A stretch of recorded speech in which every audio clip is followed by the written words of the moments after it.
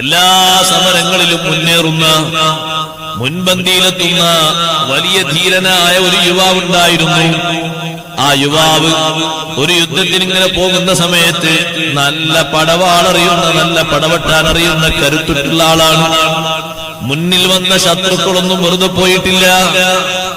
ഒരു യുദ്ധത്തിൽ അങ്ങനെ പോകുന്ന സമയത്ത് തങ്ങൾ പറഞ്ഞു കൂടെയുള്ളവരോട്, അമാ ഇന്നഹു മിൻ അഹ്ലിന്നാർ, ആ പോകുന്ന ധീരയോദ്ധാവില്ലേ നരകക്കാരിൽപ്പെട്ട ആളാണ്. മഹ്ശറിലെത്തിനോ? ഇല്ലല്ല, മഹ്ശറിലെത്തിയിട്ടില്ല. ദുന്യാവൻ തന്നെ പറഞ്ഞേ നരകക്കാരിൽപ്പെട്ട കൂട്ടത്തിലൊരു കൂട്ടുകാരനായ ആ യോദ്ധാവിന്റെ കൂടെ പോകുന്ന ഒരു കൂട്ടുകാരൻ, അദ്ദേഹത്തിന്റെ മനസ്സിൽ ചെറിയൊരു ആശങ്ക. ഇത്രയും പടപൊരുതിയിട്ട് വിശുദ്ധ ഇസ്ലാമിന് വേണ്ടി കഠിനാധ്വാനം ചെയ്തിട്ട് ഈ ധീരനായ യുവാവിനെ സംബന്ധിച്ച് നരകത്തിൽപ്പെട്ട ആളാണ്. എങ്ങനെ അത് അംഗീകരിക്കും? ഒന്നുമില്ലാതെ നബി സല്ലല്ലാഹു അലൈഹി വസല്ലം പറയൂലല്ലോ.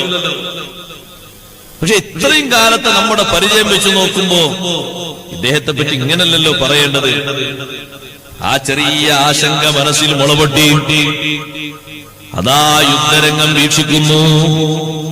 മുന്നിൽ വരുന്ന ആളുകളോട്, എതിരാളികളോട് പടവെട്ടി ധീരതയോടെ മുന്നോട്ട് നീങ്ങുമ്പോ ഒരു ശത്രുവിന്റെ കയ്യിൽ നിന്നൊരു വെട്ട് കയ്യിന് കൊണ്ടു. കയ്യിന് വെട്ടേറ്റത് സ്വാഭാവികമായി അങ്ങനെ വെട്ടേൽക്കാറുണ്ട്. എത്ര വെട്ടുകൾ കൊള്ളാറുണ്ട് സ്വഹാബത്തിന്. കൈ തൂങ്ങിക്കിടന്നവരില്ലേ, കണ്ണ് പോലും പുറത്തേക്ക് തൂങ്ങിക്കിടന്നില്ലേ ഖത്താദ റളിയല്ലാഹു അൻഹുവിന്റെ. പല ആളുകളുടെയും പല്ല് വരെ, പല്ലും നഖവും ശരീരത്തിലെ പല ഭാഗങ്ങളും വെട്ടേറ്റ് പോയിട്ടില്ലേ. പക്ഷേ കയ്യങ്ങ് മുറിഞ്ഞപ്പോ ആ ധീരനായ യോദ്ധാവിനൊരു ചിന്ത, ഈ മുറിഞ്ഞ കയ്യുമായിട്ട് ഞാൻ ഇവിടുന്ന് പിരിഞ്ഞു പോകുമ്പോ ഇത്രയും കാലം നീ പടവെട്ടി മുന്നോട്ട് നിന്നത്, ഈ ഒന്നിന് നിന്റെ പേരൊക്കെ പോയല്ലോ എന്ന് ആരെങ്കിലും പറയുമോ? ആരെങ്കിലും അങ്ങനെ ഒരു റിമാർക്ക് എനിക്ക് തരുമോ? അങ്ങനെ ഒന്നെനിക്ക് കേൾക്കാൻ, ചിന്തിക്കാൻ പോലും പറ്റുന്നില്ല എന്ന് എന്ന് ചിന്തിച്ചുകൊണ്ട് ആ തന്റെ മുന്നിലുള്ള താൻ കയ്യിൽ പിടിച്ചിരിക്കുന്ന നല്ല മൂർച്ചയുള്ള കടാര, അതിന്റെ നല്ല മൂർച്ചയുള്ള ഭാഗം മുകളിലേക്ക് വെച്ച് ബാക്കിയുള്ള ഭാഗം താഴോട്ട് താഴ്ത്തിയിട്ട് അതിന്മേൽ കമീനങ്ങ് കടന്നു. ഈ കാഴ്ച കണ്ടു നിൽക്കുന്ന നേരത്തെ മനസ്സിൽ ആശങ്ക വന്ന സ്വഹാബിയില്ലേ, ആ സ്വഹാബി കുന്നിൻ മുകളിൽ വെച്ച് ഉറക്കെ വിളിച്ചു പറയുന്നുണ്ട്, അശ്ഹദു അന്നക റസൂലുള്ളാഹ്. എന്റെ മനസ്സിൽ ചെറിയൊരു സന്ദേഹം വന്നിരുന്നു, ഞാനത് തിരുത്തി, പൂർണ്ണമായും തിരുത്തി. എന്റെ തിരുത്താനുള്ള കാരണം ഈ തിരിച്ചറിവ് നേരത്തെ അറിഞ്ഞിട്ടല്ലേ ഹബീബ് റസൂലുള്ളാഹി സ്വല്ലല്ലാഹു അലൈഹി വസല്ലം പറഞ്ഞത്, അമാ ഇന്നഹു മിൻ അഹ്ലിന്നാർ. മനസ്സിലൊരു ആശങ്ക വരുമ്പോഴേക്ക് ആത്മഹത്യയിലേക്ക് നീങ്ങിയാലോ? സഹോദരങ്ങളെ, അതല്ലല്ലോ ഉചിതമായ മാർഗം. കൈയങ്ങനെ വെട്ടേറ്റ് തൂങ്ങിക്കിടന്നു എന്ന് കരുതിക്കോളൂ.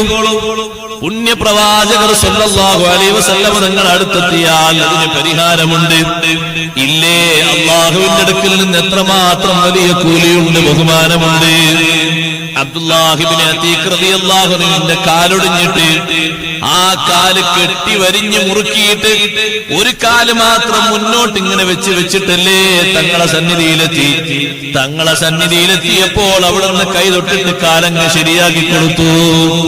എത്ര സ്വഹാബിമാർക്ക് തങ്ങൾ അങ്ങനെ അസുഖം മാറ്റി കൊടുത്തിട്ടുണ്ട്. അങ്ങനെ ഒരു വിഷയത്തിന്റെ പേരിലാണെങ്കിൽ തങ്ങൾ പരിഹാരം നൽകൂലേ. പക്ഷേ തന്റെ പേരെന്താകും, തന്നെ കുറിച്ചുള്ള ഭാവം എന്താകുമെന്ന് ചിന്തിച്ച് ആത്മഹത്യയിലേക്ക് തിരിഞ്ഞു. ഈ ആക്തിമത്ത് മനസ്സിലാക്കിയിട്ടാ തങ്ങൾ നേരത്തെ പറഞ്ഞത്, അമാ ഇന്നഹു മിൻ അഹ്ലിന്നാർ. തങ്ങളെ ഇൽമത്ര മാത്രം വലിയ ഇൽമാണ്. അവിടുത്തേക്ക് അല്ലാഹു നൽകിയ ഇൽമിന്റെ ആഴം അത് മനസ്സിലാക്കാനോ തുറക്കാനോ സഹോദരങ്ങളെ ആർക്ക് കഴിയും?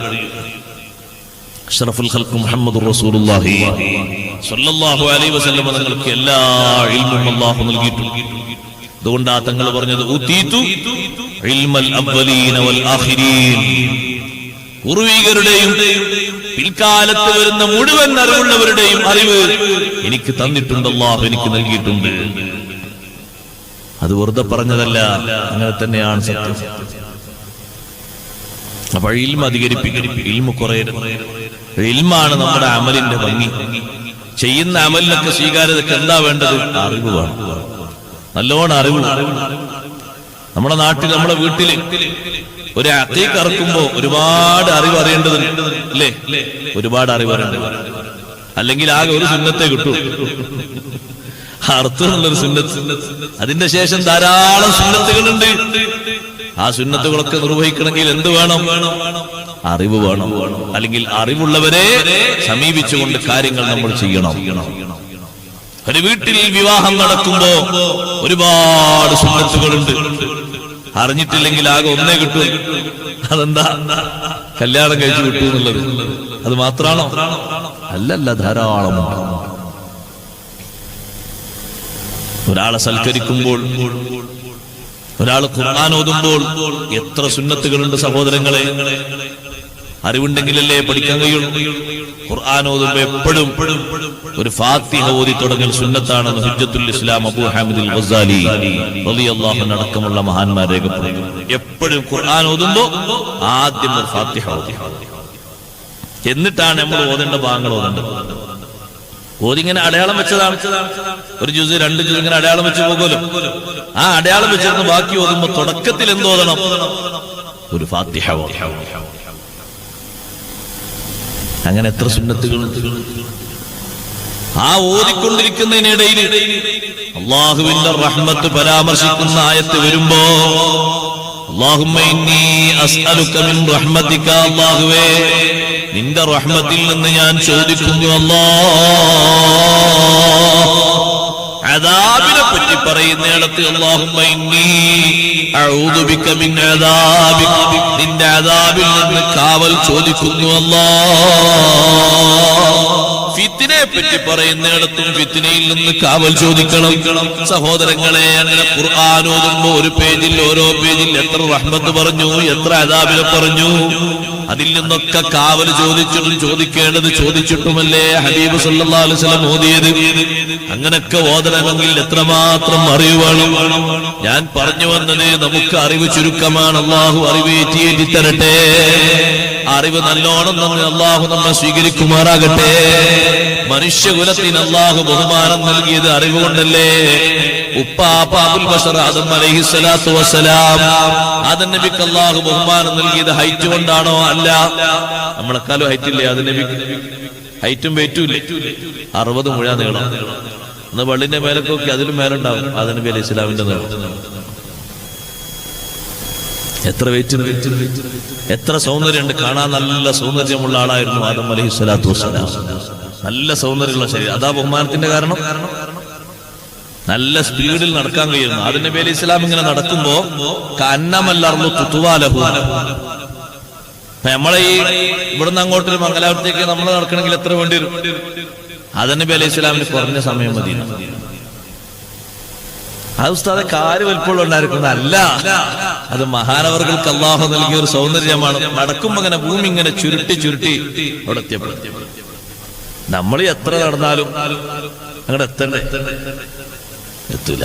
അവർക്ക് എന്തൊരു സൗന്ദര്യം. അതാണോ ബഹുമാനത്തിന്റെ കാരണം? അല്ലല്ല. ആ ബാഹ്യ ആന്തരിക ബാഹ്യമായ ആ ആകാര സൗഷ്ഠവങ്ങളോ ആ സൗന്ദര്യങ്ങളോ മറ്റൊന്നല്ല. ബഹുമാനത്തിന്റെ കാരണം എന്താണ്?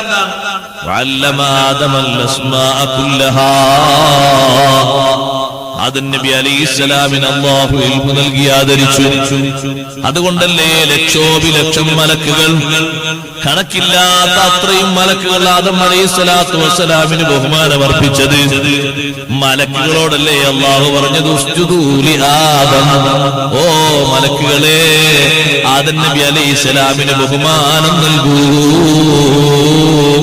ആദരവിന്റെ സുജൂദ് അവർ അർപ്പിച്ചു. വല്ലാതെ ബഹുമാനം നൽകി. ആദ്യമായി ആദം അലൈഹിസ്സലാത്തു വസ്സലാമിന് ശിഷ്യന്മാരായി കിട്ടിയത് ആരെയാണ്? മലക്കുകളെയല്ലേ സഹോദരങ്ങളെ. ആ മലക്കുകൾക്കല്ലേ ആദം നബി അലൈഹിസ്സലാമിനോട് അല്ലാഹു പറഞ്ഞത് അംബിഉഹും ബിഅസ്മാഇഹിം. അതേ ആദം നബിയെ, ഈ കാണുന്ന വസ്തുക്കളുടെ മുഴുവൻ ഇസ്മുകളും അതിന്റെ വിവരണങ്ങളും ഈ മലക്കുകൾക്ക് അറിയിച്ചു കൊടുക്കൂ, പഠിപ്പിച്ചു കൊടുക്കൂ. ഇൽമു കൊണ്ട് മനുഷ്യൻ ഉയർന്നാൽ മലക്കുകൾ അപ്പുറം ഉയരാൻ കഴിയും. ഇൽമു കൊണ്ട് ഉയർന്നാൽ. അതുകൊണ്ടല്ലേ ശൈഖ് അബ്ദുൽ ഖാദിർ ജീലാനി ഖദ്ദസല്ലാഹു സിർറഹുൽ അസീസ് തങ്ങളുടെ ഹദ്റത്തിൽ സദസ്സിൽ മലക്കുകൾ സംബന്ധിക്കാറുണ്ട്.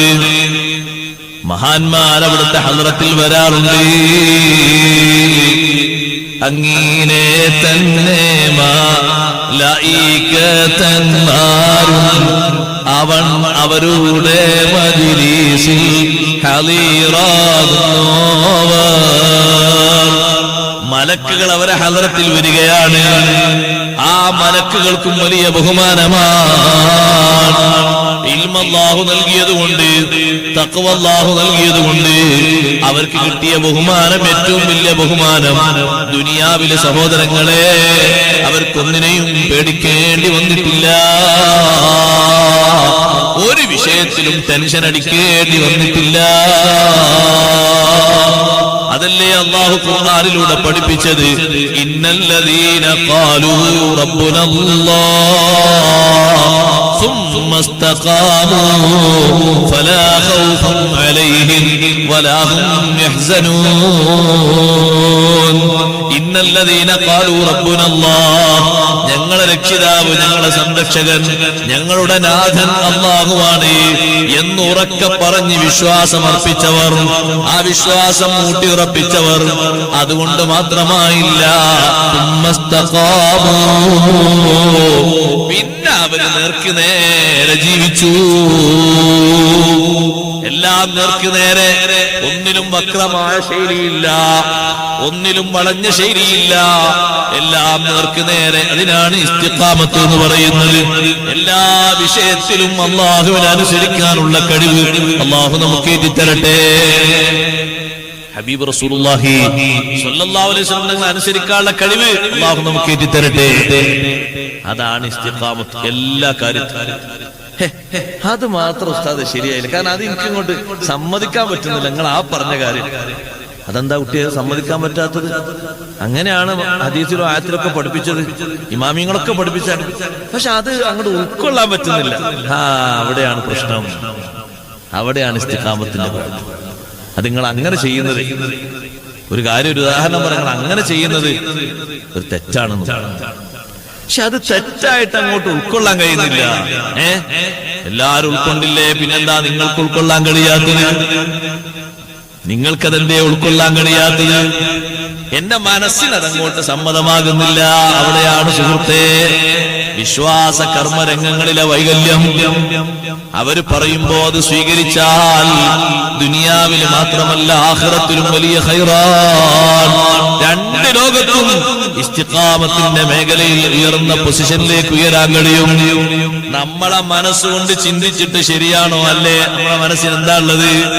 നമ്മളെ ഈ ചെറിയ ബുദ്ധി, ഇന്ന് കേട്ട് നാളെ മറക്കുന്ന, രാത്രി മറക്കുന്ന ഈ ചെറിയ ബുദ്ധി, ഈ ബുദ്ധി കൊണ്ട് ചിന്തിച്ചിട്ട് സഹോദരങ്ങളെ ശരിയാണോ അല്ലേ എന്ന് തീരുമാനിക്കാൻ കഴിയോ? ഏതെങ്കിലും വിഷയത്തിൽ അങ്ങനെ അടിവരിടാൻ നമുക്ക് കഴിയോ? ഞാൻ എന്നെ പറ്റിയാ പറയുന്നത്, നിങ്ങൾ കേൾക്കുന്നുണ്ട് എന്ന് മാത്രം. ചെറിയ അക്കിലല്ലേ അല്ലാഹു നമുക്ക് തന്നത്. മഹാന്മാര് പോലും അവരെ ബുദ്ധി കൊണ്ട് മാത്രം ചിന്തിച്ചൊരു കാര്യം പറയാതെ മഹാന്മാരുടെ ഖൗലുകളും അവരുടെ ഫീലുകളും അവരുടെ പ്രഖ്യാപനങ്ങളും അവലംബമാക്കി അതിനനുസരിച്ചു. ആരും എതിർത്തില്ല. അവരൊക്കെ വലിയ വലിയ ബുദ്ധിമാന്മാരായിരുന്നു. പിന്നെന്തേ എതിർക്കാതിരുന്നത്? അവര് എതിർക്കൂല. അതിനാണ് ഇസ്തിഖാമത്ത് എന്ന് പറയുന്നത്. പറഞ്ഞത് നേരെ ചൊവ്വേ അങ്ങ് അനുസരിക്കാനുള്ള കഴിവ്. അങ്ങനെ അനുസരിക്കുമ്പോ അല്ലാഹു ഈ ലോകത്തും വലിയ ഭാഗ്യം നൽകുന്നു.